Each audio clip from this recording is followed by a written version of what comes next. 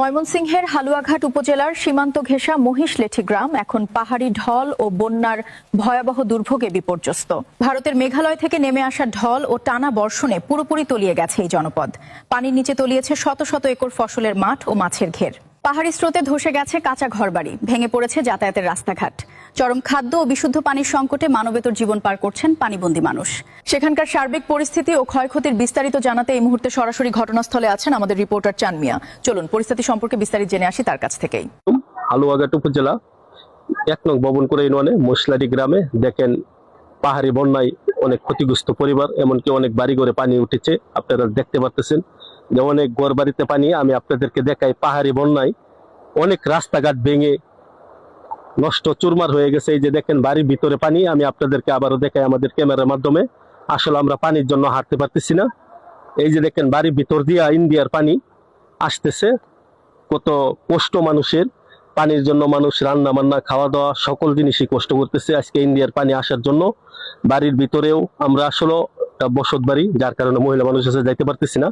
আমরা এটার জন্য দুঃখিত। আমি এই যে আপনাদেরকে আবারও দেখাই, ইন্ডিয়ার পানি আইসা বাড়ির ভিতর দিয়ে আসতেছে। আইসা দেখেন এই যে রাস্তাঘাট অনেক ক্ষতিগ্রস্ত হয়েছে। আজকে আপনারা জানেন জনতার অনলাইন প্রেস ক্লাবের পক্ষ থেকে আমরা সুন্দর সুন্দর দৃশ্য আমরা আপনাদেরকে তুলে ধরি।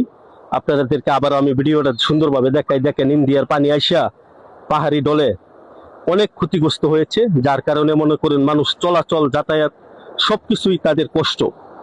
এই যে দেখেন আমি আবারও আপনাদেরকে সুন্দরভাবে দেখাই দৃশ্যগুলো আমাদের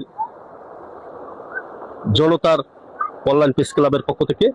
এই যে দেখেন পানি আইসা রাস্তাঘাট একবারে ভেঙে গেছে। আজকে দেখেন আপনারা এটা কোনো গাড়ি বা অটো আর চলাচল করতে পারবে না রাস্তা না ঠিক করা পর্যন্ত। আপনারা জানেন আজকে জনতার অনলাইন প্রেস ক্লাব সর্বক্ষণ আপনাদের পাশে থাকে। এই যে দেখেন এটা ওই যে ফিশারি, মানুষের অনেক টাকার মাছ ক্ষয়ক্ষতি হয়েছে। আপনারা জানেন মাছ মনে হয় অনেক টাকার মাছ চাষ করেছিল তারা মাছ সব বাড়িয়ে চলে গেছে, মানে মাছ নাই। আজকে জাল দিয়েও মাছ তারা রাখতে পারে নাই।